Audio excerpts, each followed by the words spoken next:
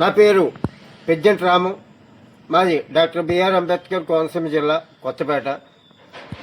ఈ యొక్క బ్రహ్మకమలం మొక్క అనేది హిమాలయ ప్రాంతాల్లో ఉంటుంది.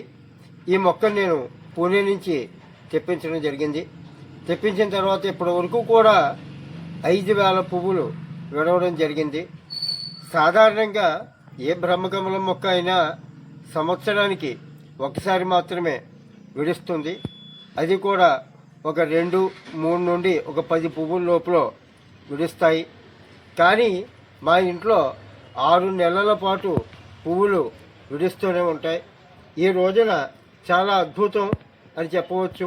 ఎందుకు అంటే మినిమం 10-20 విడిచేటువంటి పువ్వులు విడిచేటువంటి మొక్క ఈరోజు మా ఇంట్లో 100 పువ్వులు విడిచింది. ఇది ప్రపంచంలోనే ఇంతవరకు కూడా ఇన్ని పువ్వులు అనేది ఎవరి ఇంట్లో కూడా విడవలేదు. ఇది ఒక చాలా అద్భుతం అని చెప్పవచ్చు. చూడండి, 100 పువ్వులు.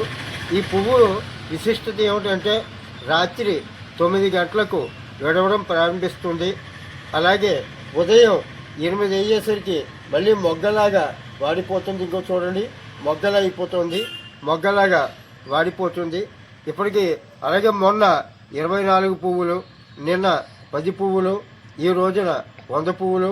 మళ్ళీ ఈ రోజు రాత్రికి ఇంకా విడవడానికి సిద్ధంగా ఉన్నటువంటి మరొక 50 పువ్వుల వరకు కూడా ఇలా మొగ్గలు ఉన్నాయి. ఈ రోజు రాత్రి కూడా విడవడానికి సిద్ధంగా ఉన్నాయి.